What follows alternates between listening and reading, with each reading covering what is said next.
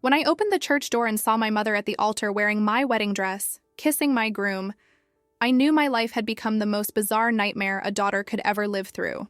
The morning of my wedding had begun like a fairy tale woven from golden dreams I had cherished since childhood. When I played bride with my grandmother's white sheets and daisy crowns picked from the garden of the house where I grew up,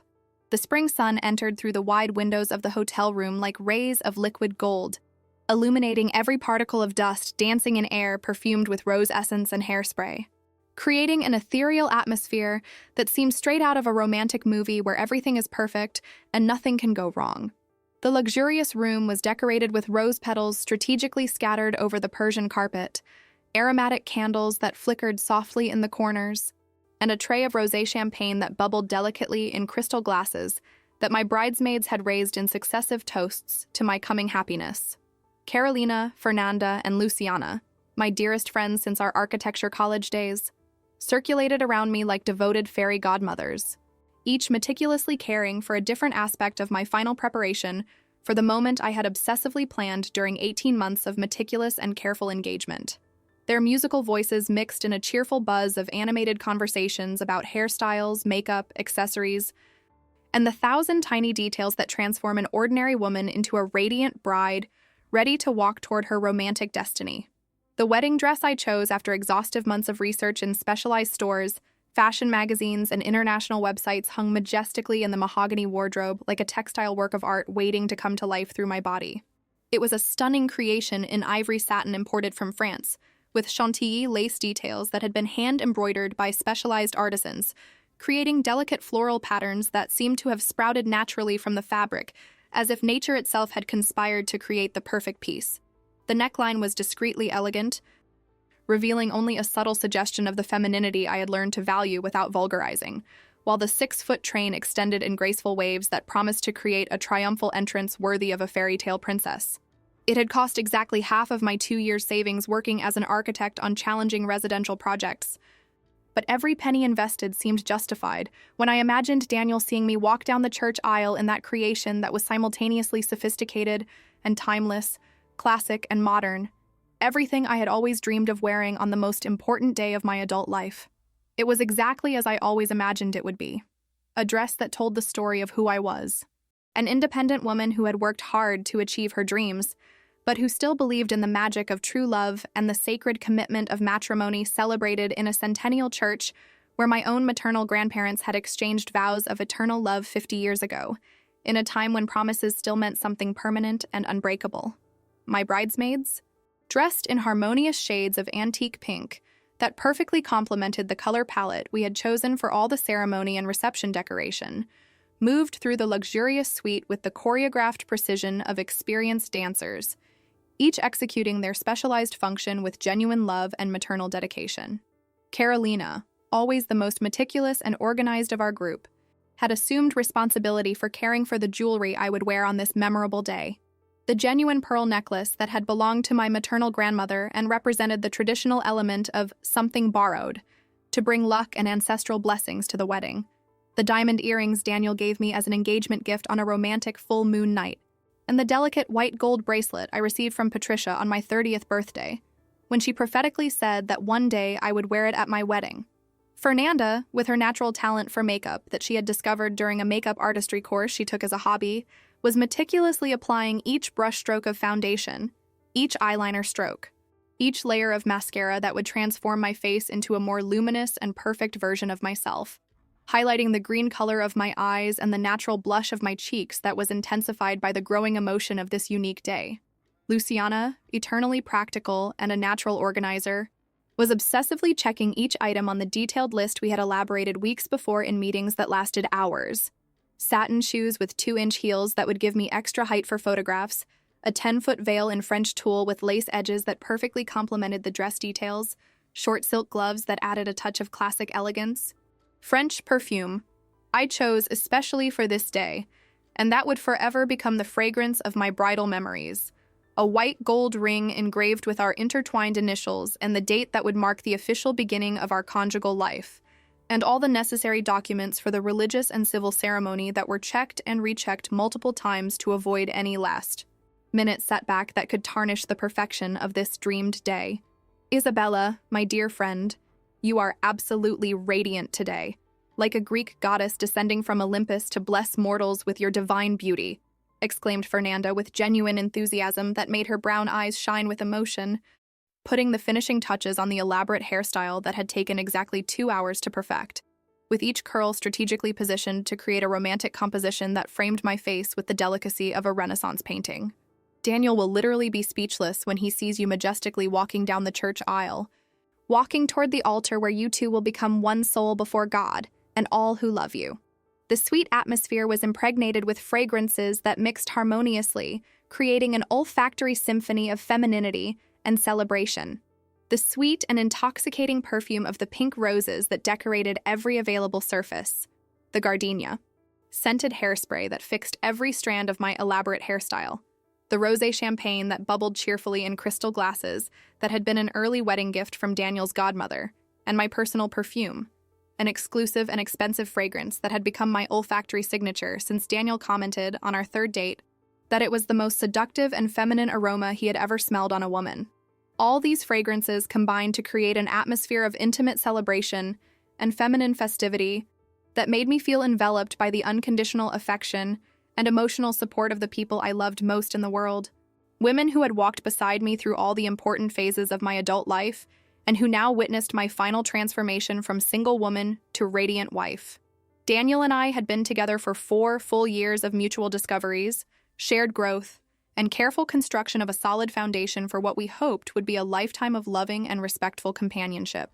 Our relationship had flourished naturally and organically since that magical first meeting at a graduation party at the engineering college where he had graduated with distinction 2 years before me, on a summer night perfumed with jasmine and illuminated by paper lights that created a romantic atmosphere worthy of a European film. From the first moment our eyes met across the crowd of young professionals celebrating academic achievements, I knew there was something special and rare in that dark-haired man with a sincere smile and deep brown eyes that seemed to see through the social masks we all wear at parties and casual encounters. He was literally everything I had always consciously sought in a life companion.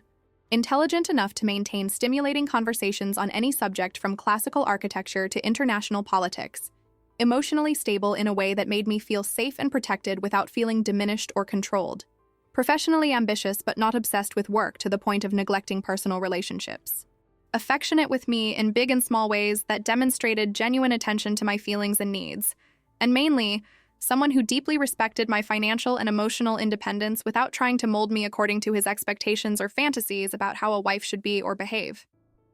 Daniel worked as a senior civil engineer at a prestigious and well-established company in the city, where he had built a solid reputation for technical competence and natural leadership that guaranteed him a generous salary sufficient to allow us to dream of a comfortable upper-middle class life, where we could have children, travel the world, buy our own house with a garden for children to play in, and mainly, where I could continue developing my architect career without the financial pressure of having to be the family's sole provider. Our engagement had lasted 18 carefully planned months that we used intelligently to get to know each other even more deeply in aspects that dating hadn't completely revealed, to meticulously plan our common future with serious conversations about children, finances, career, and fundamental values to buy our first house, a charming 2-story townhouse in a quiet and tree-lined residential neighborhood where children played in safe streets and neighbors greeted each other with genuine smiles, and mainly, to organize every tiny detail of our dream wedding that would be simultaneously an intimate celebration for family and close friends, and a public declaration of our mutual commitment to build a life based on love, respect, and companionship.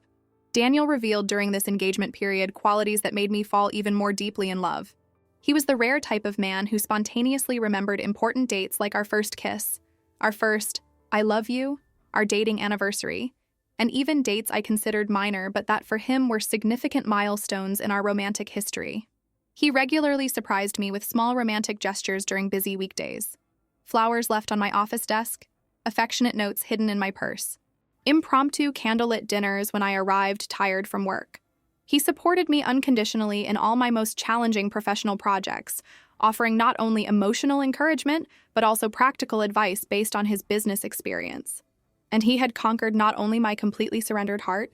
but also the unanimous and enthusiastic approval of my entire extended family and circle of close friends, something I considered an auspicious sign that our union had the blessing and support of all the important people in our lives. Throughout our loving and harmonious relationship, Daniel always demonstrated admirable patience and mature understanding with the sometimes challenging peculiarities of my mother Margaret, a complex woman whose personality had become progressively more difficult to deal with since my father decided to ask for divorce when I was 15, alleging temperamental incompatibility that had become unsustainable after 20 years of marriage. Margaret had developed from the beginning of our relationship a subtly possessive and inexplicably competitive attitude regarding what Daniel and I were building together, a posture that bothered me vaguely but persistently, creating a low-level tension that I tried to ignore by attributing it to the natural and understandable difficulties that any widowed mother would face in accepting that her only daughter had grown up, found her own path in life, and was ready to form her own nuclear family. In my filial naivety and desperate desire to maintain family harmony at any cost, I interpreted Margaret's strange behaviors as normal manifestations, though exaggerated, of the maternal jealousy that psychologists describe as a natural part of the separation process between mothers and adult daughters.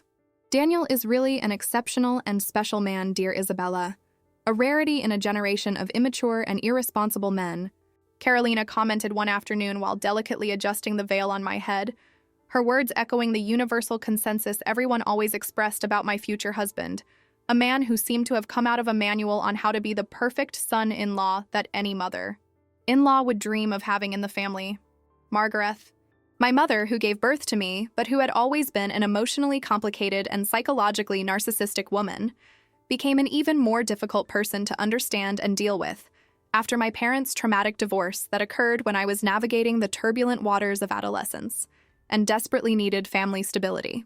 At 58 chronological years, she maintained an impeccable and artificially young physical appearance, thanks to an obsessive routine of regular aesthetic treatments in expensive clinics, rigorous daily exercises at the city's most exclusive gym, facial rejuvenation procedures that cost fortunes, but that she considered essential investments, and an almost pathological care with designer clothes. Professionally applied daily makeup as if she were an actress about to enter a scene, and elaborate hairstyles that made her look like a 45-year-old woman determined to seductively compete with women 20 years younger in all aspects of physical and sexual appearance. Since becoming officially single and available in the romantic market after 2 decades of marriage that she always described as suffocating and limiting to my true personality, she had become involved in an endless series of casual and short-term relationships with men consistently younger than her. Men who invariably ended these involvements when they finally perceived and understood her deeply rooted controlling tendencies, her insatiable psychological need to be constantly admired, flattered, and treated as the absolute center of the universe of anyone who dared to romantically approach her. Throughout the entire period of my serious and growing relationship with Daniel, I observed with growing discomfort that Margaret had developed a strange and inappropriate fixation on him,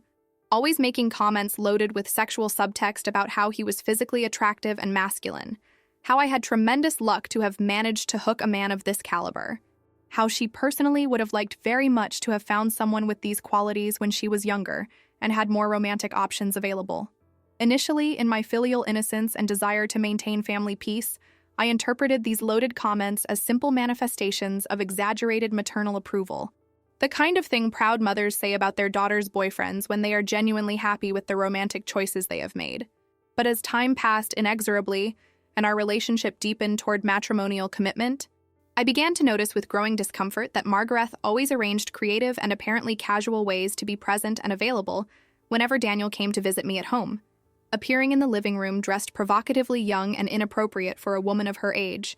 using deeper necklines than necessary, shorter skirts than appropriate, more intense perfumes than socially acceptable, and subtly but persistently competing for his attention through elaborate conversations about subjects she researched previously on the internet, with the transparent objective of impressing him with knowledge she didn't naturally possess about engineering, sports, politics, and other topics she had identified as being of masculine interest. Throughout the stressful but exciting period of wedding planning, which should have been a time of shared family joy and harmonious cooperation between mother and daughter, she had become progressively more intrusive and interfering, questioning every important decision Daniel and I made as an adult and independent couple, suggesting changes that clearly benefited her own personal tastes instead of ours, and demonstrating excessive and disproportionate anxiety about decorative and logistical details that frankly shouldn't concern a normal mother, whose only role should be to emotionally support her daughter during this important transition period. Isabella, I have to admit that your mother sometimes acts, how can I say, diplomatically, peculiar and inappropriate, especially when Daniel is around. My sister Patricia had delicately commented a few weeks before the wedding, during a private conversation, where she tried to alert me about behaviors she had observed, but that I, in my blind filial loyalty and desperate desire to avoid family conflicts, chose to completely ignore because I simply couldn't imagine or accept the possibility that a mother could reach the morally unacceptable point of deliberately sabotaging her own daughter's wedding for selfish and narcissistic reasons. The religious ceremony was scheduled punctually for 3 o'clock in the afternoon, on a date that Daniel and I had carefully chosen after consulting our professional calendars, checking the availability of the church and reception hall, and mainly, after confirming it would be an adequate period for all the distant relatives who would need to travel to participate in our celebration. San Francisco Church was a majestic historical construction of Portuguese colonial architecture strategically located in the heart of the city's historic center. A centennial stone and stained glass building that had been meticulously renovated recently to accommodate modern weddings, while religiously maintaining all its architectural charm and atmosphere of sacredness that evoked times when matrimony was considered an indissoluble and sacred sacrament. Daniel was already at the church punctually since 2 o'clock, religiously following our detailed schedule, warmly receiving the gradually arriving guests along with his elegantly dressed groomsmen, and meticulously organizing the last logistical and ceremonial details with Father Francisco, a charismatic and experienced 62-year-old man who had patiently accompanied us throughout the rigorous matrimonial preparation process required by the Catholic Church and who had intimately known our families for decades, having baptized both Daniel and me when we were innocent babies, unaware of the romantic destiny that awaited us. There were exactly 120 confirmed guests through formal invitations sent 2 months in advance, a carefully elaborated list that included close and distant relatives from both sides, intimate friends who had been an important part of our individual history, and as a couple, respected work colleagues who had become more than professional acquaintances over the years, and some dear and special neighbors who were an organic part of our social and community life. The reception hall attached to the church had been transformed into a vision of romantic elegance through elaborate decoration that cost months of detailed planning, voluminous and perfumed floral arrangements in harmonious tones of white and pink strategically spread throughout the environment. Round tables covered with linen tablecloths imported from Belgium and decorated with centerpieces that were small floral works of art, chairs covered with elegant fabric covers that harmonized perfectly with the general color scheme. A professional sound system discreetly installed that would play our carefully selected playlist throughout the reception. Ambient lighting with golden lights that would create a romantic and welcoming atmosphere as the day transformed into night, and smaller decorative details that we had personally chosen during entire afternoons browsing specialized wedding stores. We had hired a renowned catering company in the entire city, specialized in high-standard events, that would serve a sophisticated 3-da course menu elaborated by an award-winning chef who had studied in France and who promised to create a memorable gastronomic experience for our guests. Smoked salmon appetizer with cream cheese and capers on artisanal blinis, main course of filet mignon and red wine sauce accompanied by grilled vegetables and golden potatoes, Belgian chocolate mousse dessert with fresh red fruits, plus an elaborate table of artisanal sweets that included traditional bem, casados, gourmet brigadeiros,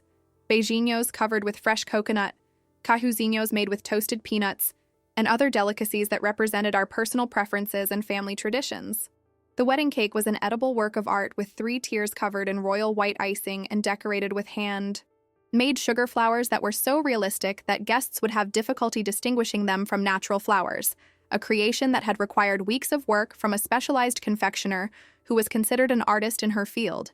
Every tiny detail had been obsessively planned during months of intensive preparation, every element carefully chosen to create the perfect atmosphere to celebrate our love with the people who mattered most in our lives, in a party that would be remembered for decades as an example of elegance, good taste, and genuine celebration of matrimonial commitment. Everything is absolutely perfect, dear Isabella. Your party is going to be unforgettable for everyone present, the kind of wedding that becomes legend among families, said Luciana with conviction, checking her elegant purse one last time to ensure she had all the emergency items that a responsible and preventive maid of honor should carry to solve any last-minute setback that might arise. My heart beat rapidly in a rhythm that mixed positive anxiety and pure excitement. That unique combination of nervousness and joy that characterizes unique moments in a person's life, when we instinctively know we are about to live something that will mark us forever and will be remembered with emotion until our last days on this earth. It was a physical and emotional sensation I had never experienced before, as if every cell in my body was vibrating at a different frequency, preparing for the ritual transformation that would take me from the state of single woman to committed wife before God and society. At exactly 2:30, completely dressed and prepared like a living work of art, I gracefully entered the pearlescent white limousine that Daniel had specially rented to transport me to the church, with the style and elegance worthy of the occasion and the importance of this unique moment in our lives. The limousine was a luxurious vehicle with cream leather interior, complete bar, stereo sound system, and dark windows that would allow me to maintain privacy during the journey, while I mentally prepared for the ceremony that would change my life forever. My bridesmaids accompanied me in the spacious limousine, all radiant in their coordinated dresses that we had chosen together during a memorable afternoon of shopping and laughter, carrying smaller bouquets that harmonized perfectly with my main arrangement of white and pink roses, imported from Holland, especially for this occasion. During the 15-minute journey through the familiar streets of the city where I grew up and built my adult life, I observed through the tinted window the people on the sidewalks who spontaneously stopped their daily activities to wave and smile upon seeing the bridal limousine passing majestically, some even taking spontaneous photos with their cell phones that would become casual, but precious memories of this special day unconsciously shared with kind strangers who rejoiced in others' happiness. The city was especially beautiful that golden spring afternoon, with flowering trees decorating all the main avenues, as if nature itself had conspired to create the perfect scenery for my wedding, and a clear and infinite blue sky without a single threatening cloud, as if even the weather had decided to cooperate to make my day absolutely perfect in all imaginable aspects. Look how many people are smiling and waving at you, dear Isabella. Everyone naturally becomes happy when they see a radiant bride on her wedding day. It's as if joy were contagious and spread happiness everywhere, Carolina commented enthusiastically, photographing every precious moment with her professional digital camera, while I nervously adjusted the bouquet I held, with hands slightly trembling with pure emotion and growing expectation. Fernanda was discreetly retouching my makeup with professional brushes and carefully checking if my elaborate hairstyle had perfectly resisted the gentle wind of the trip, while Luciana mentally reviewed all the details of the ceremonial coordination we had meticulously planned for my triumphal entrance into the church, ensuring that every movement, every pause, every gesture would be perfectly synchronized to create maximum emotional and visual impact. The delicate perfume of the roses in my bouquet mixed harmoniously with our personal perfumes, creating a sweet and intensely feminine fragrance that made that moment even more special and memorable. An olfactory combination that I would instantly recognize for the rest of my life whenever I wanted to mentally relive this magical day.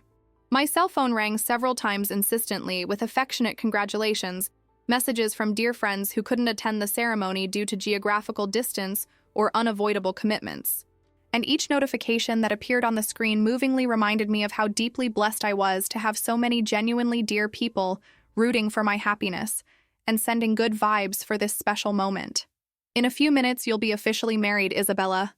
I can barely believe we finally got here after all these months of intensive planning and growing expectation, whispered Fernanda emotionally, holding my gloved hand with maternal affection that moved me deeply and almost made me cry tears of gratitude for having such special friends by my side at this unique moment. When the elegant limousine softly stopped in front of the imposing staircase of the historical church, my heart accelerated violently upon seeing the impressive crowd of elegantly dressed guests gathered on the centennial stone staircase, all talking animatedly in small groups while patiently awaiting my arrival with visible expectation and warm smiles that radiated genuine joy for the occasion.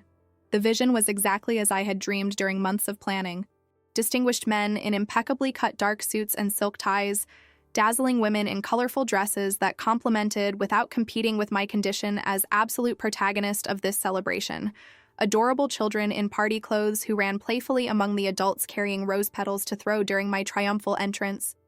and dear elderly people supported by elegant canes who had made special efforts to be present at this moment they knew was unique and unrepeatable. People began to applaud spontaneously and enthusiastically when they saw me gracefully emerging from the bridal vehicle like an angelic apparition,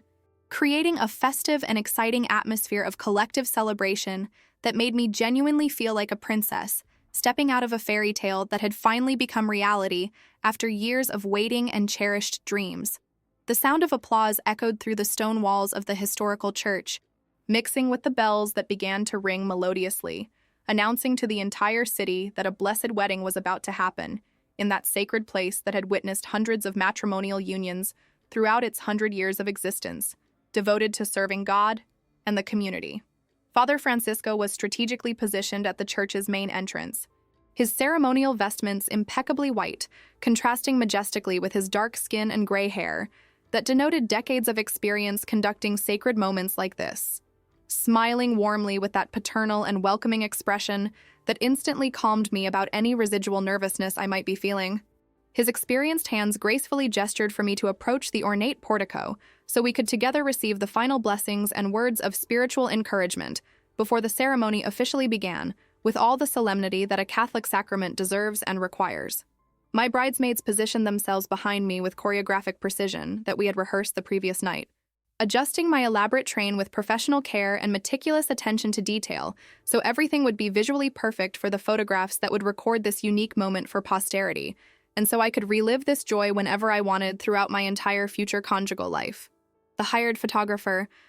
an experienced and renowned professional named Roberto, who had photographed more than 200 weddings during his 15-year career and who possessed an impressive portfolio of satisfied couples, was already working intensively, moving with feline agility around the staircase to capture different angles of my triumphal arrival and the emotional reactions of the people present. His professional camera clicking constantly while he documented every expression, every gesture, every moment I might want to remember decades later when browsing through the wedding album with my future children and grandchildren. What an absolutely dazzling and radiant bride. Daniel will literally be moved to tears when he sees her majestically walking down the church's central nave toward the altar where he awaits her anxiously, exclaimed a distant aunt who had traveled from another city especially to be present at this occasion, coming to greet me quickly with affectionate kisses on the cheeks before hurrying inside to take her reserved place in the front pews we had designated for closest and most important relatives. While walking slowly toward the church's solemn entrance, I could see familiar and dear faces scattered throughout the elegant crowd. My maternal and paternal uncles who had put on their best attire for this special occasion, cousins I hadn't seen in months but who made a point of being present, architecture college colleagues who had become true friends over the years, neighbors with whom I had cultivated warm relationships based on mutual respect and genuine affection, all radiating contagious happiness and evident pride for sharing this transcendental moment with me. The celestial music of the ancient pipe organ began to play softly inside the church, its deep and solemn notes reverberating through the thick stone walls and reaching us on the staircase like a divine call, signaling that it was finally time to begin the sacred ceremony that had been meticulously rehearsed the previous night, until all participants knew exactly their specific roles, their precise positions, their entrance and movement moments, so everything would flow with choreographic perfection, worthy of this sacrament's importance. Patricia, my beloved sister and carefully chosen principal maid of honor, checked one last time with experienced older sister eyes if I was carrying all the ritualistic items necessary for the traditional Catholic ceremony. Something new, something old, something borrowed, something blue,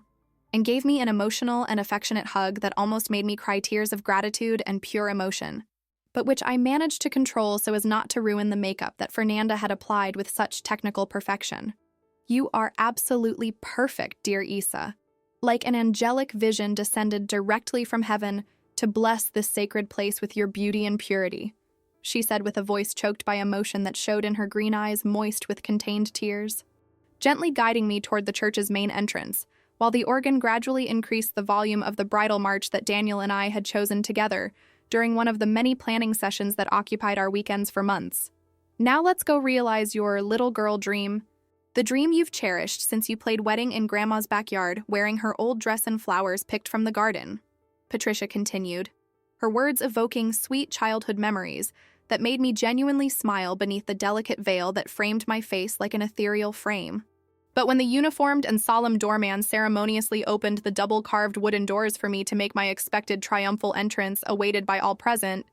what my eyes saw completely paralyzed me, as if someone had thrown a bucket of Arctic ice water over my entire body and soul simultaneously, freezing every muscle, every thought, every heartbeat that stopped for a few eternal seconds before returning to beat in a desperate and unbalanced rhythm. The scene that unfolded before me was so surreal, so impossible, so completely outside any reality I could have imagined even in my most bizarre nightmares, that my brain simply initially refused to process and accept what my eyes were recording with crystalline clarity and details that would be engraved in my memory for the rest of my life, like a permanent emotional scar. There, at the church's sacred altar, exactly in the place where only Daniel should be patiently waiting for me with his elegant tuxedo and nervous but happy smile, there was a woman dressed as a bride passionately kissing my future husband in front of the astonished Father Francisco, and all 120 guests who watched the scene in shocked silence and absolute perplexity, as if they were involuntary spectators of a surreal theatrical play whose script no one had received in advance. The most shocking, the most surreal, the most devastatingly impossible to accept or understand was that this woman who was wearing a wedding dress, not any wedding dress, but specifically my wedding dress that I had carefully left hanging in the hotel closet just an hour before, was my own mother, Margaret, who had somehow inexplicably and demonically creatively managed to take my place and was literally stealing my wedding, my ceremony, my life, my future, in front of 120 people who had come specifically to celebrate my union with Daniel. The ivory satin dress that I had chosen after months of exhaustive research, that had cost half of my hard-earned savings, that had been professionally adjusted by a specialized seamstress during 3 meticulous fittings, was now on her body like a profane second skin, imperfectly adjusted because she was considerably shorter and had completely different body proportions than mine, but still unmistakably recognizable as the unique and special piece I had zealously guarded for this sacred moment that was now being violated in the most unthinkable and cruel way a mother could inflict on her own daughter. My brain worked frantically trying to find some logical explanation, some reason that made sense within the laws of reality and basic human decency, as if it were a hallucination caused by excessive nervousness accumulated during months of stressful planning, or an impossible and bizarre nightmare from which I would wake up at any moment sweating cold in the hotel bed to discover it was all just a horrible dream created by an anxious mind. The majestic sound of the pipe organ continued playing implacably the bridal march that should have been musically accompanying my entrance as absolute protagonist of this ceremony, not hers, creating a completely surreal and inadequate soundtrack for the most insane and morally depraved scene I could imagine witnessing on what should have been the happiest, most sacred, most memorable day of my entire life. The people in the church were visibly confused and deeply uncomfortable, whispering among themselves with low voices loaded with shock and incredulity, looking alternately at me standing at the entrance like a petrified statue, and at the grotesque scene at the altar, clearly not understanding what the hell was happening or how they should appropriately react to such an unprecedented situation in the history of weddings and civilized family relations. My God in heaven, Isabella, what exactly is happening there at the altar? Why is your mother dressed as a bride kissing Daniel as if they were the grooms of this ceremony? Whispered Carolina behind me, her voice loaded with absolute shock and incredulity that mirrored exactly what I myself was feeling, but multiplied by 1,000, because she was observing the destruction of my life from an external perspective, while I was internally living every second of this unprecedented public humiliation. Her words echoed in my mind like a distorted echo, confirming that I wasn't having hallucinations, that this was really happening, that my own mother had really reached the morally unacceptable point of stealing my wedding, my groom, my dress, my day, my life, in front of all the people I most loved and respected in the world. Margaret and Daniel were kissing at the altar as if they were really a passionate couple genuinely celebrating their own wedding out of true love. And the disturbing naturalness with which they executed this grotesque farce made me temporarily question my own mental sanity and perception of the reality I knew. The apparent chemistry between them, the way they touched intimately, the synchronization of their movements, everything indicated that this wasn't an impulsive last-minute decision, but rather the result of careful planning and an elaborate conspiracy that had been architected behind my back for weeks or perhaps months, while I naively planned my happy future completely unaware of the betrayal being prepared by the two people I trusted most in the world. Daniel was impeccable in his complete black tuxedo, the same outfit we had chosen together during a romantic afternoon at an elegant downtown store, the same dark blue silk tie I had given him on his last birthday, the same Italian leather shoes he had bought especially for our ceremony, but now he wore all this elegance to solemnly marry my mother instead of me, in a reality inversion so absurd and morally repugnant that it seemed like a psychological horror movie script, created by a disturbed mind. Father Francisco conducted the ceremony with the same respectful and ritualistic solemnity he should have been using to unite Daniel and me in sacred matrimony before God. Reading the traditional matrimonial vows with the clerical dignity his position required, as if it were perfectly normal and acceptable for the bride's mother to have literally taken her place at the altar to marry the man who should become her son. In law. His deep and ceremonial voice echoed through the Gothic vaults of the Centennial Church, carrying sacred words about eternal love, conjugal fidelity, and commitment before God that now sounded like a grotesque blasphemy, being applied to the most inappropriate and morally corrupt union I could imagine. The guests watched in tense and embarrassing silence, some clearly disturbed by the unprecedented situation they were witnessing, others seeming genuinely confused about whether they should actively intervene or simply passively accept that perhaps there was some logical and acceptable explanation for this collective madness that defied all conventions of Western civilization's social and moral standards. My mind worked desperately trying to find some rational explanation that could make sense within the laws of physics, psychology, and basic decency. Perhaps it was an elaborate prank orchestrated by some television program specializing in extreme situations. Perhaps it was a surprise performance they had planned to move me in some incomprehensible way. Perhaps I was having a complete nervous breakdown and imagining everything as a result of pre-wedding stress accumulated during months of obsessive planning. But the wedding dress was unmistakably mine. Every detail of the imported French lace, every hand-sewn pearl by specialized artisans, every inch of the elaborate train I had tried on dozens of times for perfect adjustments was there on my mother's body, who had literally stolen not only my place at the altar, but also my bridal identity, my dreams of conjugal happiness, and my faith in the basic decency of human nature. This can't really be happening in real life. It must be some kind of terrible misunderstanding or impossible nightmare. I'll wake up from any moment, I murmured to my bridesmaids who were equally shocked and paralyzed. But my voice came out weak and trembling because deep in my heart, I knew with absolute certainty that I was witnessing the deepest and most devastating betrayal a mother could commit against her own daughter, a violation of the sacred bonds of blood and family trust that was as shocking as it was inconceivable. My legs began to tremble violently like leaves in the wind,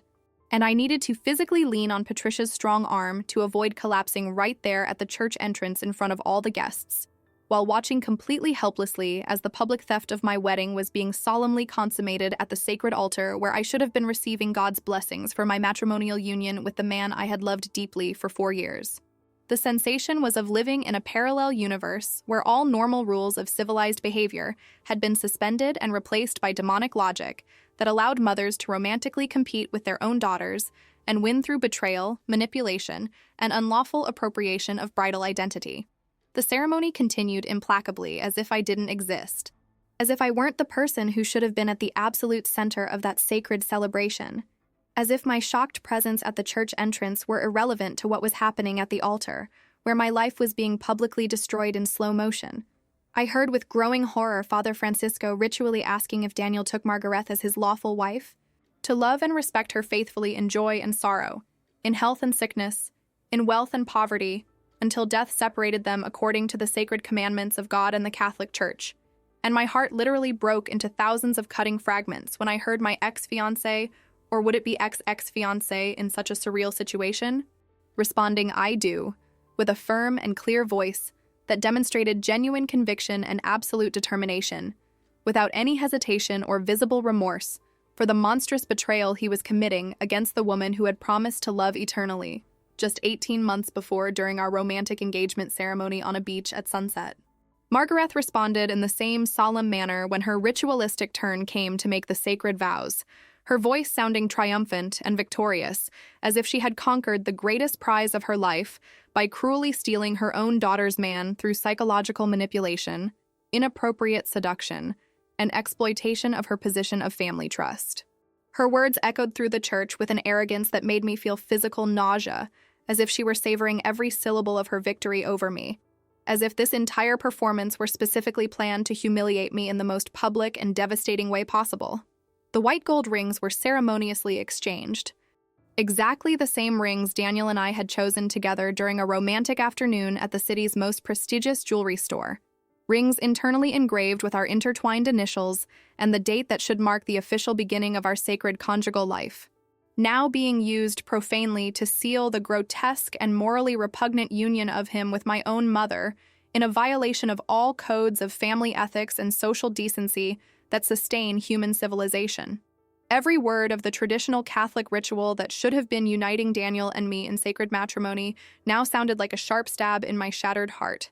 Every romantic gesture they exchanged was an additional public humiliation I never imagined would be possible for a daughter to suffer at the hands of her own mother, who should protect, love, and support her unconditionally, instead of romantically competing with her like a love rival.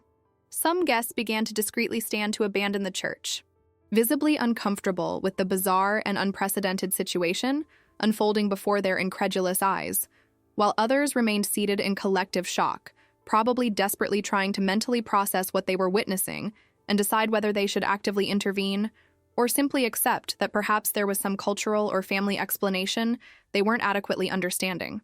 "Isabella, we need to do something concrete immediately. We can't just stand here passively watching while this happens to you," whispered Fernanda urgently in my ear, her voice loaded with growing indignation and maternal determination. But I was completely paralyzed like a marble statue, watching my life disintegrate in slow motion, without being able to react adequately or find appropriate words to express the emotional devastation I felt, growing inside me like a destructive storm. The sound of their voices echoing through the centennial church walls grotesquely mixed with the noise of my sobs that began to involuntarily escape from my contracted lungs, creating a nightmare soundtrack for the most traumatic and surreal moment of my existence, an experience I knew would mark me psychologically for the rest of my life. Finally, after several minutes of complete emotional paralysis, I managed to find my voice buried under layers of shock and incredulity, and scream with primitive force that came from the darkest depths of my wounded and outraged soul. "Stop immediately! Stop right now! What kind of demonic madness is this that you're doing to me?"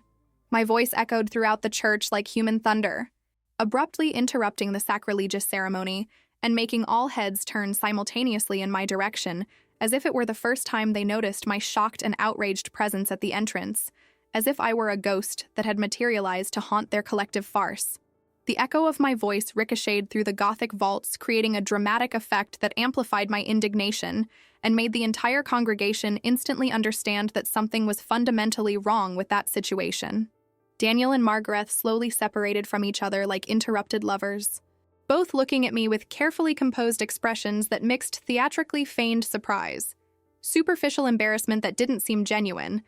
and a disturbing and defiant arrogance that made me realize with crystalline clarity that this had been meticulously planned in advance and wasn't a momentary impulse of collective madness or accidental confusion.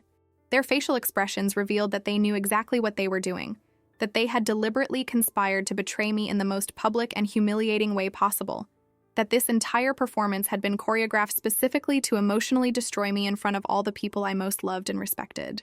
Father Francisco seemed genuinely confused and disturbed for the first time since the ceremony began, looking alternately at me at the entrance with my justified indignation,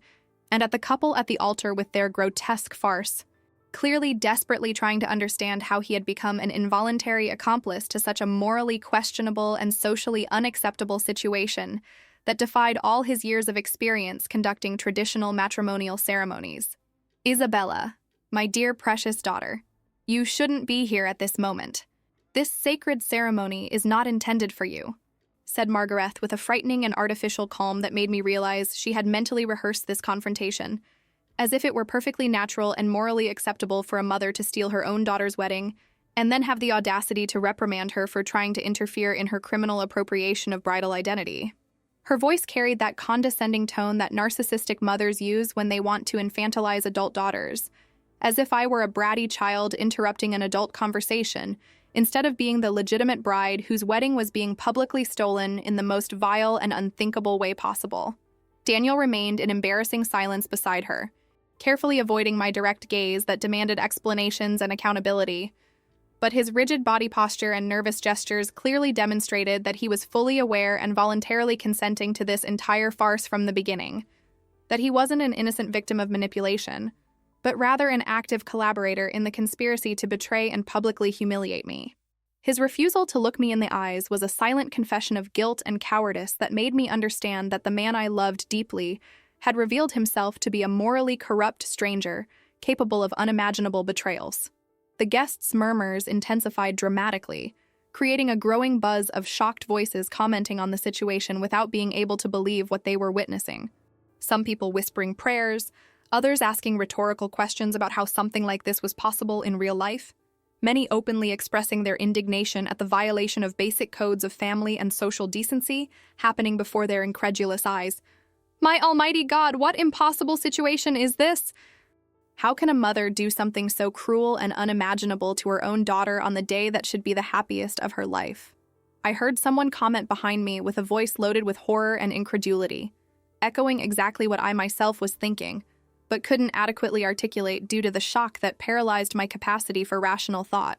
I walked down the church's central aisle with decided and determined steps, my 6-foot train dragging majestically behind me like a royal mantle of justified indignation, passing by rows of astonished guests who looked at me with a complex mixture of deep pity, absolute shock, and morbid curiosity about how this surreal situation would resolve. Each step I took toward the altar was accompanied by the whisper of my expensive dress fabric against the cold marble floor, creating a solemn soundtrack for my confrontational walk that everyone knew would be a historic moment in their lives, something they would tell children and grandchildren for decades as an example of extreme family drama.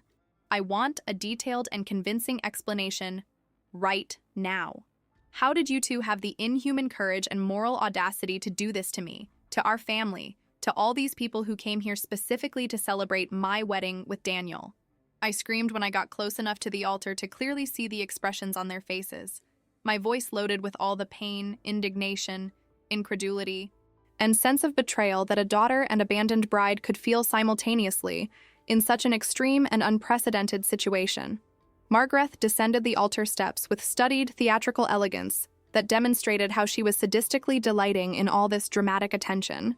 and her position as protagonist in a situation that should have put me at the center of attention. Approaching me with a disturbing smile that mixed distorted maternal satisfaction and personal victory over a romantic competition that only she knew she was waging against her own daughter. Every movement of hers was calculated to maximize psychological impact, like an experienced actress who knew exactly how to dominate a scene and steal all the audience's attention. Isabella? My dear immature daughter, you need to understand and accept that some important things in life are not destined for people of your limited age and emotional inexperience, she said with venomous condescension that made me feel physical nausea from anger and disgust, her words specifically chosen to infantilize and diminish me in front of all present. Daniel and I discovered during these last months that we have a special and deep spiritual connection, a natural and mature compatibility that completely transcends petite bourgeois social conventions about age differences and traditional family relationships, she continued with frightening conviction, as if she really believed she had done something noble and romantic by stealing my fiancé, instead of committing the most vile and morally repugnant betrayal a mother could inflict on a daughter. Her words came out with studied theatricality, as if she had rehearsed this speech in front of the mirror for weeks, preparing for this moment of confrontation she knew would eventually come. Daniel finally approached hesitantly, but maintained a safe physical distance that demonstrated his fundamental cowardice, his facial expression showing a contradictory mixture of superficial guilt that didn't seem genuine and selfish determination that made me definitively realize he had made a conscious and calculated decision to abandon me for my own mother in a demonstration of betrayal that defied all basic concepts of loyalty, love, and human decency. Isabella, I know perfectly well that this is extremely difficult to understand and accept emotionally, but Margaret and I truly fell in love during these intense months of wedding preparation, he said, desperately trying to justify the unjustifiable with a voice that sounded rehearsed and artificial, as if he had practiced this speech in front of the mirror to sound convincing. We tried to bravely resist these inconvenient feelings that arose involuntarily, but true love cannot be denied or indefinitely repressed by outdated social conventions and traditional family expectations that don't take into account the complexities of the human heart. I heard these pathetic words and felt as if I were living in a parallel universe where basic concepts of morality, family loyalty, and elementary human decency had been completely inverted and replaced by demonic logic that allowed fiancés to betray brides with their own mothers, and then try to justify this abomination as if it were a romantic love story worthy of celebration. True love? True love? I screamed with an intensity that made my voice echo through the Gothic vaults of the historical church like a war cry, reverberating against the centennial walls that had witnessed countless legitimate weddings throughout the centuries. You two have the moral audacity to talk about true love, while you completely destroyed my life, stole my wedding planned for 18 months, and publicly humiliated me in the most cruel and devastating way possible? Father Francisco tried to intervene diplomatically with the moral authority of his ecclesiastical position.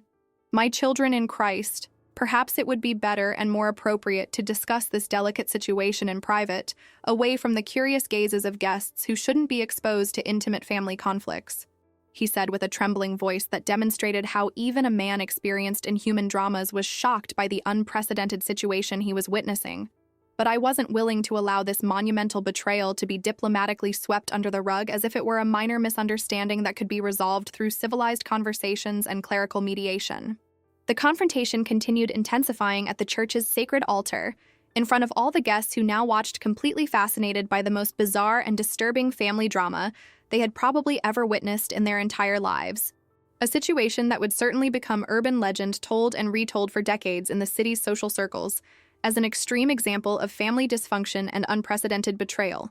Patricia had determinedly descended the central aisle and positioned herself strategically at my side, offering silent but powerful moral support. Her physical presence giving me additional strength to face the double betrayal that had exploded my world into irreparable fragments. Margaret, how can a mother who gave birth to a daughter do this? How can a woman manage to betray her own daughter in this unimaginable way and still have the courage to stand there as if she were the victim of this situation? Asked my sister with genuine indignation that made her voice tremble with contained emotion. But Margaret only smiled with that disturbing and sadistic satisfaction that demonstrated how she was delighting in all the dramatic attention and her role as protagonist in a situation that should have put me at the center of celebrations. Patricia, dear naive sister-in-law, you two are too young and emotionally immature to understand the psychological complexities of mature relationships between people who have lived long enough to know what they really want from life. She responded with irritating and condescending superiority that made me want to scream with frustration. Her words carefully chosen to sound like maternal wisdom when in reality they were pure narcissistic manipulation. Daniel needs an experienced and sophisticated woman, someone who intuitively knows how to properly care for a truly successful man, not an inexperienced girl who is still romantically playing house without understanding the real responsibilities of mature matrimony. Her words were surgically calculated to wound me at the deepest possible level, attacking my femininity, my emotional maturity, my capacity to be an adequate wife, and my self-esteem as a woman, in a demonstration of psychological cruelty that revealed the extent of her narcissistic pathology and her sick need to destroy me to feel victorious in a competition only she knew she was waging. Daniel remained beside her like a silent accomplice, making no effort to defend our 4-year history together, or at least demonstrate some genuine remorse for the public betrayal he was committing with the support of all present as involuntary witnesses. And you, Daniel? You who spent 4 entire years of your life with me, have absolutely nothing significant to say about the 4 years we spent building a life together? About all the detailed plans we made for the future? About the house we bought as a couple? About the children we dreamed of having and raising together? About the promises you made in front of my family during our engagement? I asked directly, my voice breaking dangerously with the emotion of seeing the man I loved deeply betraying me in the most humiliating and public way possible in front of 120 people who knew our history and had come specifically to celebrate our love. He looked me in the eyes for the first time since I arrived at the church, and for a desperate moment I thought I would see some vestige of the caring and respectful man I had known for years, but I found only calculating coldness and selfish determination that made me definitively understand that the Daniel I loved perhaps had never really existed. Isabella, our relationship was good and meaningful while it lasted, and I will always keep fond memories of those years. But sometimes we discover we were with the wrong person at the wrong time, and that true love can arise unexpectedly in the most unlikely places. he said, as if he were diplomatically ending a casual dating relationship of a few weeks, instead of cruelly abandoning his bride at the altar to marry her mother in a demonstration of betrayal that defied all basic codes of decency and human loyalty. The guests were visibly divided between immediately abandoning the church to escape the extreme embarrassment of the situation, or remaining glued to their seats to witness the outcome of this unprecedented family drama that would certainly become the most talked about subject in the city for the coming months. Some of my closest and dearest relatives courageously stood up to come support me physically and emotionally, creating a visible physical division in the church between those who clearly sided with me in this family war and those who seemed to passively accept or even secretly support the moral insanity that Margaret and Daniel were publicly perpetrating. My uncle Carlos,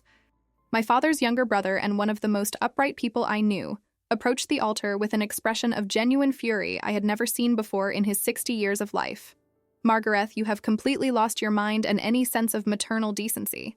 How can a mother do something so cruel and unimaginable to her own daughter on the day that should be the happiest of her life?" he said with a voice that trembled with authentic moral indignation, his clenched fists demonstrating how he was controlling himself to not resort to physical aggression against his own sister, in-law, who had revealed herself to be a monster of narcissism. Margaret turned to him with that arrogance that seemed to increase exponentially as more people expressed disapproval and horror at her conduct, as if others' indignation were fuel for her pathological ego. "Carlos, you've always been overly dramatic and too emotional to understand complex situations.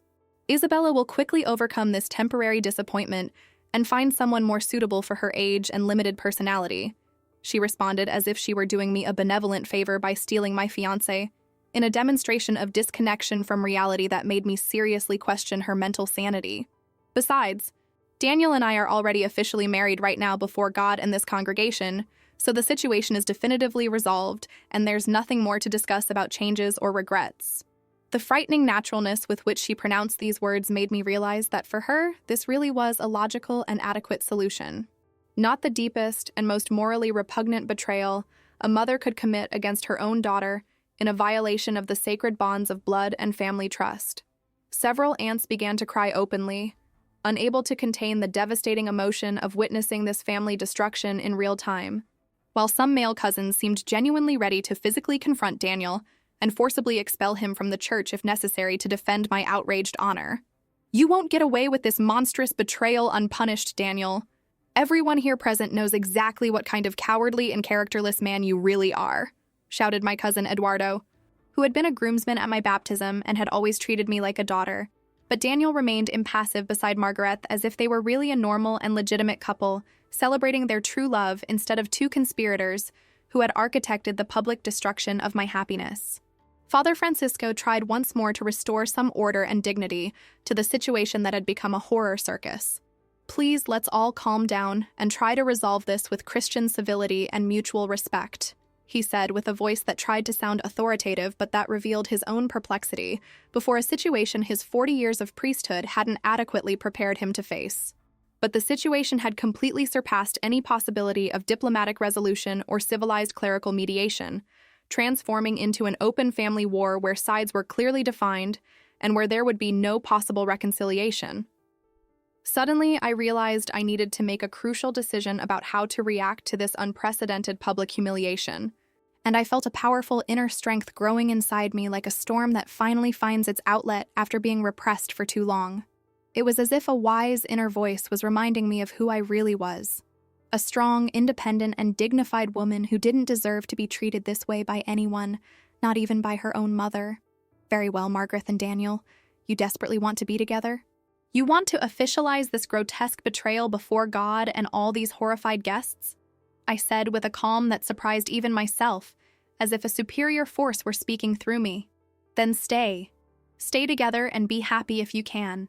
But know that you are building a union fundamentally based on the most sordid lie, the deepest betrayal, and the destruction of the most sacred family trust that exists between mother and daughter." I began to slowly remove the delicate veil from my head, each movement carefully calculated to create maximum dramatic impact possible before all present who watched, fascinated by my reaction to the betrayal. This veil, which should symbolize my purity, my joy, and my hope on this sacred day, will now symbolize the complete and definitive death of our family relationship. I said with a clear voice that echoed through the church, throwing the delicate and expensive fabric on the church's marble floor, where it was immediately trampled by my bridal shoes in a symbolic demonstration of how our maternal relationship had been irreparably destroyed. And this bouquet, which should represent my happiness, my hope in the future, and the flourishing of our conjugal love, now represents only deep disillusionment, family betrayal, and the death of my romantic dreams. I continued, hurling the imported white and pink roses toward the two traitors who remained hand in hand at the altar, as if they were really a legitimate couple, celebrating a blessed union instead of two moral criminals who had conspired to destroy my life. The flowers scattered across the church's polished marble floor, creating a poetically tragic image of the destruction of my most precious romantic dreams. Delicate petals spread like solidified tears that testified to the death of my innocence and faith in the fundamental goodness of human nature. Margarethe, from this moment you are no longer my mother. A true mother protects her daughter, doesn't cruelly compete with her for masculine attention. An authentic mother celebrates her daughter's happiness, doesn't systematically destroy it out of sick envy and pathological narcissism.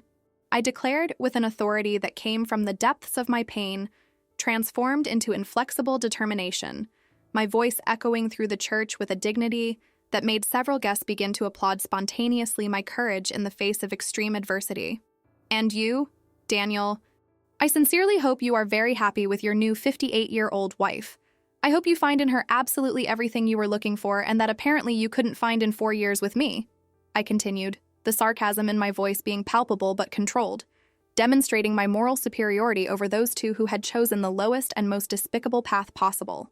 I could see some guests shaking their heads in clear approval of my dignified and mature reaction to such humiliation, recognizing that I was behaving with much more class and character than any of the people involved in that grotesque farce deserved. The entire church was immersed in absolute and respectful silence, all 120 guests absorbing every word of my eloquent response to the most bizarre betrayal any of them had ever witnessed or even imagined possible in real life. It was the kind of deep silence that happens when people recognize they are witnessing a historic moment,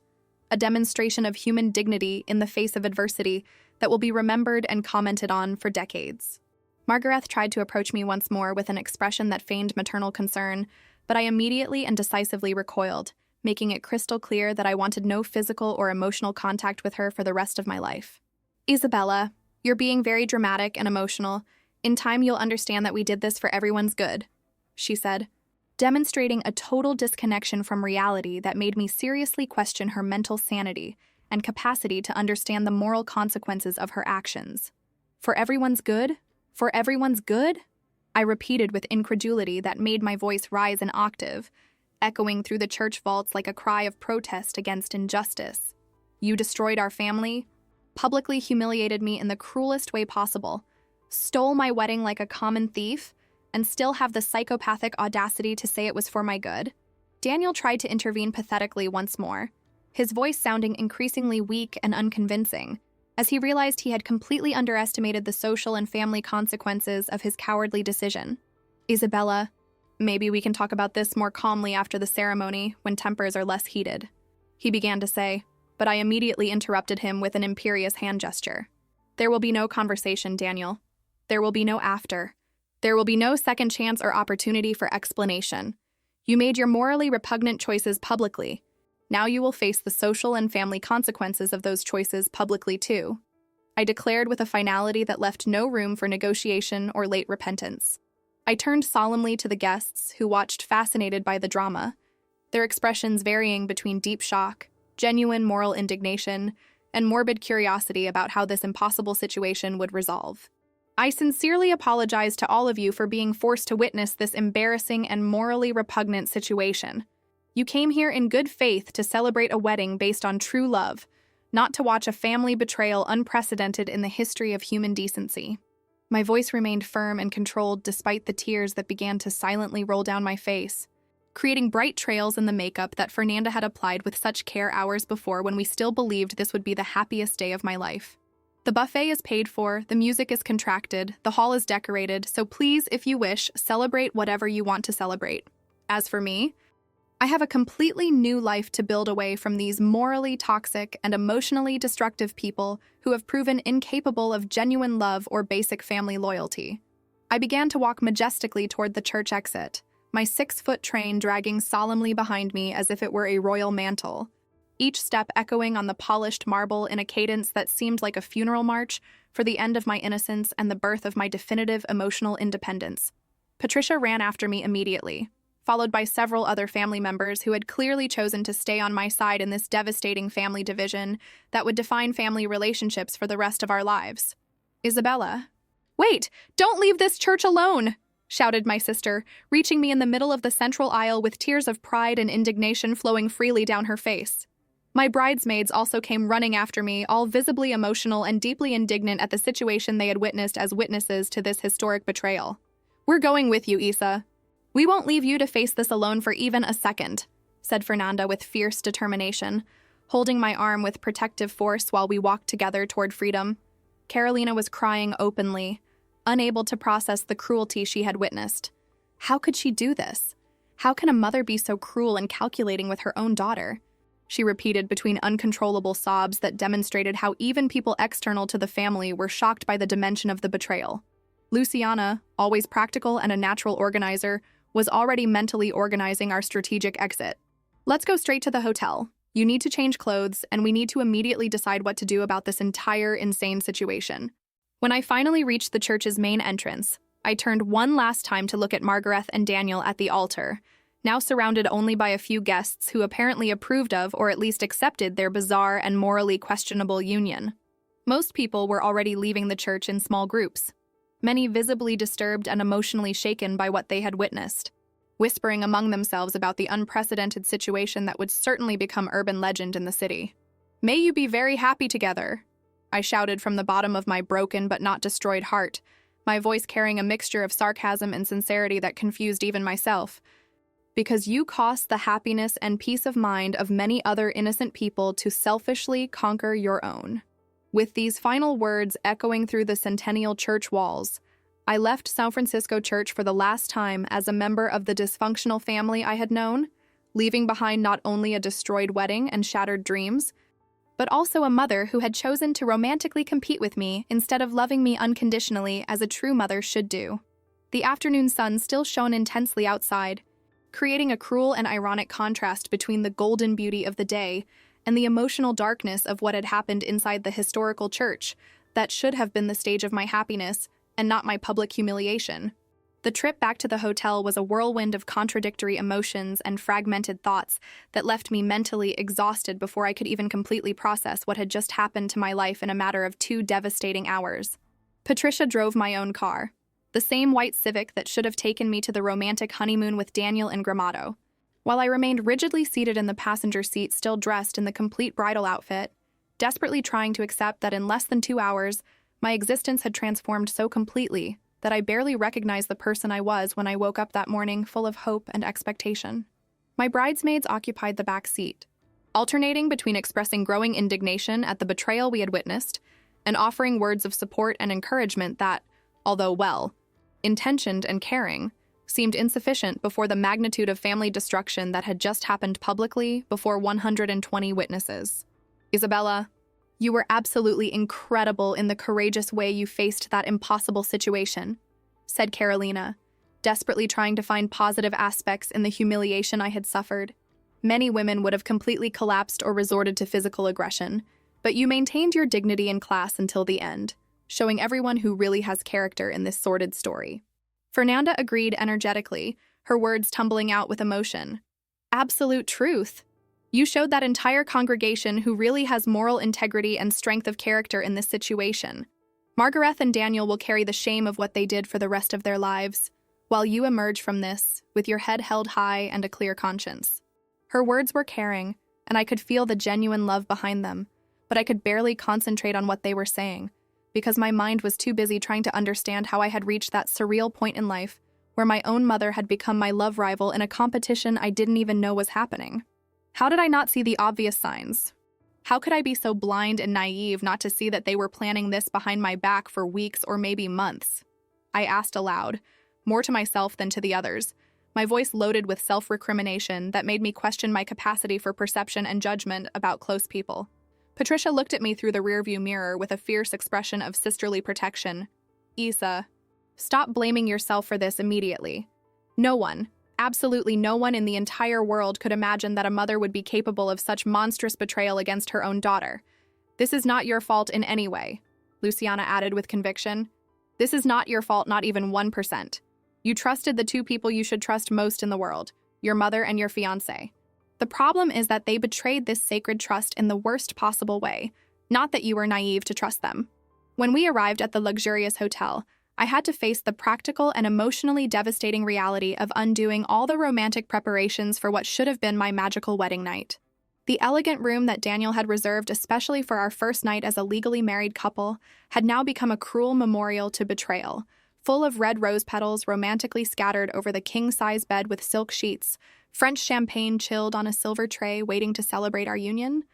and Belgian artisanal chocolates carefully arranged in heart shape that made me feel physical nausea upon realizing the cruel and painful irony of the situation. Let's get you out of this dress immediately and burn all of this along with the horrible memories, said Patricia with protective determination,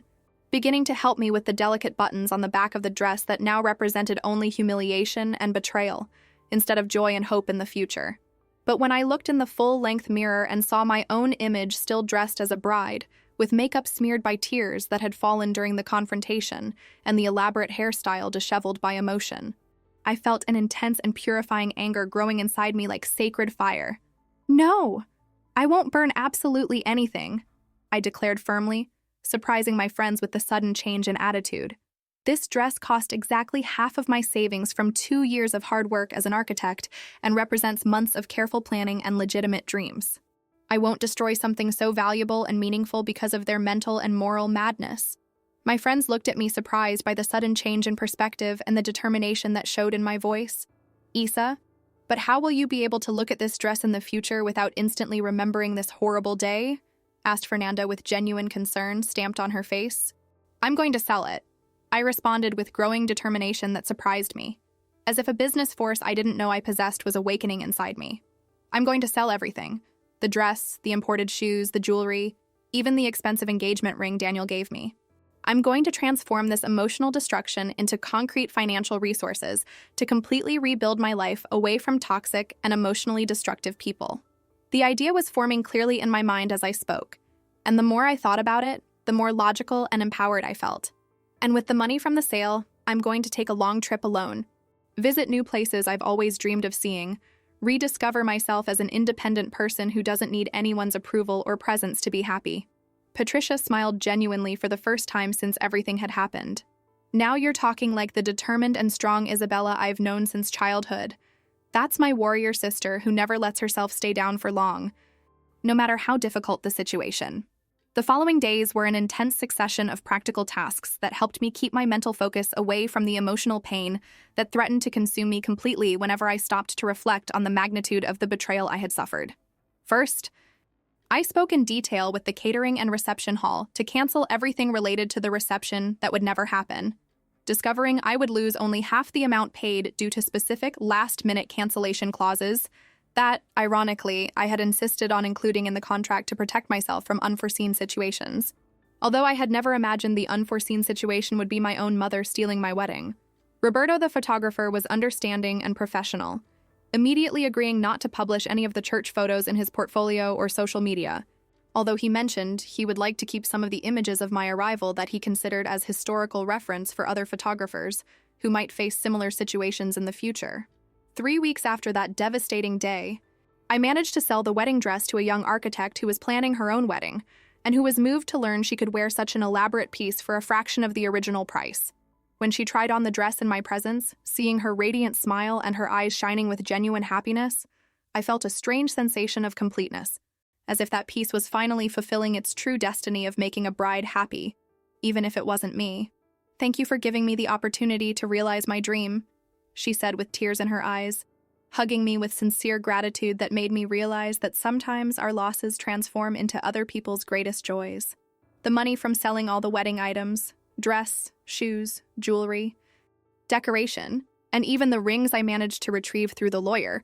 totaled a surprising amount that allowed me not only to pay off some minor debts, but also to realize an old dream that had been indefinitely postponed due to wedding expenses. I had always dreamed of visiting Europe, especially France and Italy, countries I had studied during my architecture education, and that represented for me the pinnacle of worldwide architectural elegance and sophistication. With my new emotional freedom and unexpected financial resources, I decided it was time to invest in myself and in experiences that would truly enrich me as a person and professional. 2 months after the non-wedding, I boarded alone on a flight to Paris with a mixture of nervousness and excitement I hadn't felt since adolescence. It was my first international trip alone, my first important decision made without consulting family or boyfriend, my first truly independent adventure at 32 years of age. During the 14-hour flight, seated comfortably in executive class that I decided to treat myself to,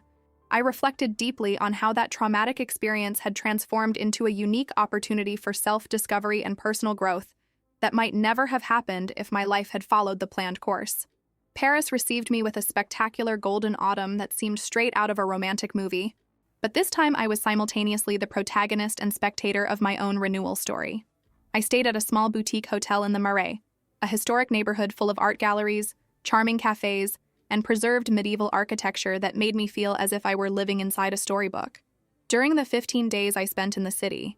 I visited all the architectural monuments I had studied in college: Notre Dame Cathedral, still under reconstruction after the fire; the Eiffel Tower seen from every possible angle; the Louvre Museum, where I spent entire days admiring artworks I had only known through reproductions in books. But it was the unplanned moments that most marked me. Spontaneous conversations with other solitary travelers in Champs-Élysées cafes, entire afternoons walking aimlessly along the Seine banks, observing street artists, nights in small bistros where I dined alone reading French books with a dictionary's help, feeling completely free to be exactly who I was without needing to please or impress anyone. For the first time in adult life, my schedule was completely mine. My choices were based only on my desires, and I discovered aspects of my personality that had been suffocated during years of relationship, where I unconsciously molded myself to be the perfect girlfriend. When I returned to Brazil after a month traveling through Europe, extending the original trip to include Rome, Florence, and Barcelona, I was a completely renewed version of myself. Physically, I was tanned by the Mediterranean sun, with hair slightly lighter due to sea baths on Italian beaches, and a few kilos less due to long daily walks through historic cities. Emotionally, I had developed unshakable confidence in my ability to face challenges alone, and crystalline clarity about what I really wanted from life versus what I thought I should want based on social and family expectations. Professionally, the trip had been an inexhaustible source of architectural inspiration that I immediately began incorporating into my projects. Clients started noticing a different sophistication in my work, a subtle but striking European influence that quickly differentiated me from other architects in the region. My client portfolio grew organically through referrals, and within a few months I was earning significantly more than during my entire previous career, allowing me greater financial independence and freedom to choose projects that truly interested me instead of accepting any work out of necessity. The most difficult part was dealing with the family consequences of Margaret and Daniel's public exposure. Our family had divided completely. Some relatives took my side unequivocally, horrified by the unprecedented betrayal they had witnessed, while others tried to adopt a neutral position that in practice meant minimizing the gravity of what had happened and suggesting I should forgive and forget to maintain family harmony. Patricia became my fiercest ally, completely cutting relations with Margaret and offering unconditional support during the most difficult months of my emotional recovery. Margaret, in turn, tried multiple times to re-establish contact with me through letters, phone calls, and even unexpected appearances at my house, always claiming I was exaggerating and that we needed to talk like adults about the misunderstanding. Her attempts to minimize what she had done only reinforced my conviction that I had made the correct decision to permanently cut relations. In one of her last contact attempts, she went to the extreme of claiming she had done me a favor by revealing Daniel's true nature before I married him, demonstrating a level of disconnection from reality that made me seriously question her mental health. Daniel tried to contact me a few times during the first months, always claiming regret and asking for a chance to explain what had happened. Through Patricia, who served as intermediary to avoid direct contact, I learned that his marriage to Margaret had deteriorated rapidly after the honeymoon. Apparently, the dynamic that worked as secret conspiracy proved unsustainable as public and daily relationship. They separated less than a year after the wedding, in an ugly fight that involved property division and mutual accusations of manipulation, proving that relationships built on betrayal and lies rarely have happy endings. As months passed, I began to realize that traumatic experience had been, paradoxically, one of the best things that could have happened to me. If the wedding had occurred as planned, I probably would have spent years or decades in a fundamentally false relationship, married to a man capable of elaborate betrayals and living under the toxic influence of a narcissistic mother who never would have stopped destructively interfering in my conjugal life. The public discovery of their true natures, although devastating at the moment, saved me from a much more painful and complex future. 2 years after the non-wedding, my life had transformed in ways I never could have imagined. Professionally, I was established as one of the region's most respected architects, with projects in several cities and a small but talented team working with me. Personally, I had developed a completely new social circle, composed of people who met me after the transformation, work colleagues, clients who became friends, other travelers I met during my world adventures, people who saw me as the strong and independent woman I had become, not as the victim of family betrayal. It was at a contemporary art exhibition, 3 years after that fateful afternoon at the church, that I met Eduardo, a 40-year-old art history professor, divorced for 5 years, father of 2 teenage daughters who lived with him half the week. Eduardo was everything Daniel wasn't: emotionally mature, incapable of psychological games, transparent about his intentions and feelings, respectful of my independence without trying to mold me according to his expectations. Our relationship grew organically over months of long conversations about art, travel, books, and life philosophy, without haste, without pressure, without grandiose promises that sounded too good to be true. When Eduardo proposed to me, 2 years after our first meeting, it was during a simple picnic in a city park, without drama, without audience, without emotional pressure. "Isabella, I want to build a life with you, but only if you want the same thing in your time, in your way," he said, offering a simple but elegant ring he had chosen thinking of my personal taste, not what would impress other people. My response was equally simple and sincere. "Yes, Eduardo, I want to build a life with you too." Our wedding was everything the first should have been: an intimate and genuine celebration with 20 people who truly loved and respected our relationship. We held the ceremony in a small countryside chapel, followed by lunch at our own house, the house Eduardo and I had bought together 6 months before, an old property we renovated combining my architectural experience with his knowledge of history and art. Patricia was my maid of honor again, this time radiating genuine joy at seeing me genuinely happy. Margaret and Daniel weren't invited, obviously, and their absence left no void. On the contrary, it created a cleaner and healthier space to celebrate something true. The dress I wore was quite different from the first, a simple but elegant model I bought at a local boutique, without stress, without months of obsessive planning, just a practical and beautiful choice that reflected who I had become. The party was exactly as we wanted: live music from a jazz trio, homemade food prepared by local catering we knew personally, decoration with flowers from our own garden, genuine conversations between people who truly cared about us. When we danced our first song as a married couple, La Vie en Rose played on guitar, I felt a deep peace that contrasted dramatically with the anxiety and pressure I had experienced during all the preparations for the first wedding. Today, 5 years after that afternoon that changed my life forever, I can say with absolute certainty that I was blessed by that terrible betrayal being discovered when it was. If Margaret and Daniel had managed to keep their masks on longer, if the wedding had happened as planned, I probably would be trapped in a fundamentally false life, surrounded by people who didn't truly love me,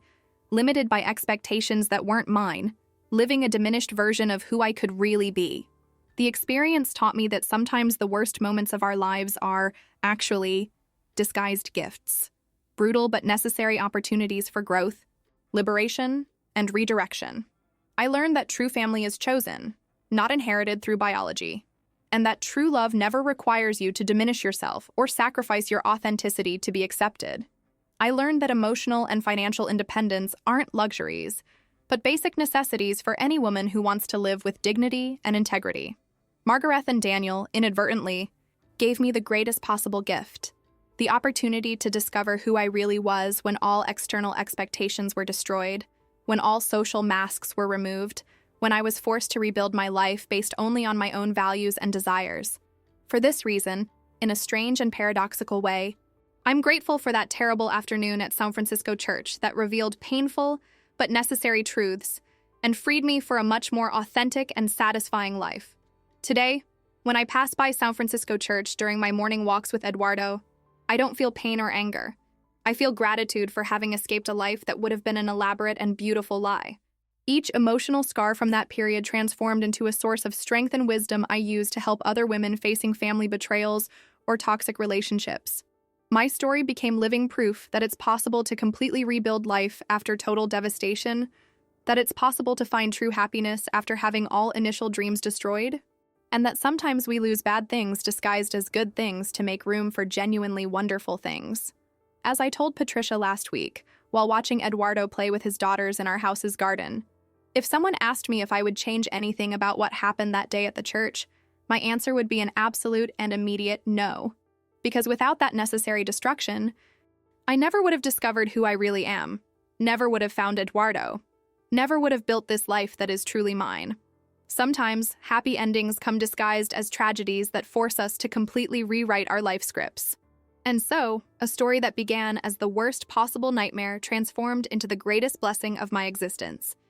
Proof that life always offers second chances to those brave enough to embrace uncertainty and rebuild upon the rubble of their destroyed dreams. Did you enjoy Isabella's story and its reminder that our greatest strength often emerges from our most devastating moments, and that sometimes we need to completely lose the life we thought we wanted to discover the life we truly deserve to live? Then subscribe to the channel, leave your like, and comment from where you're watching. Oh, and there's another story waiting for you here on the screen. Click there, and I'll wait for you.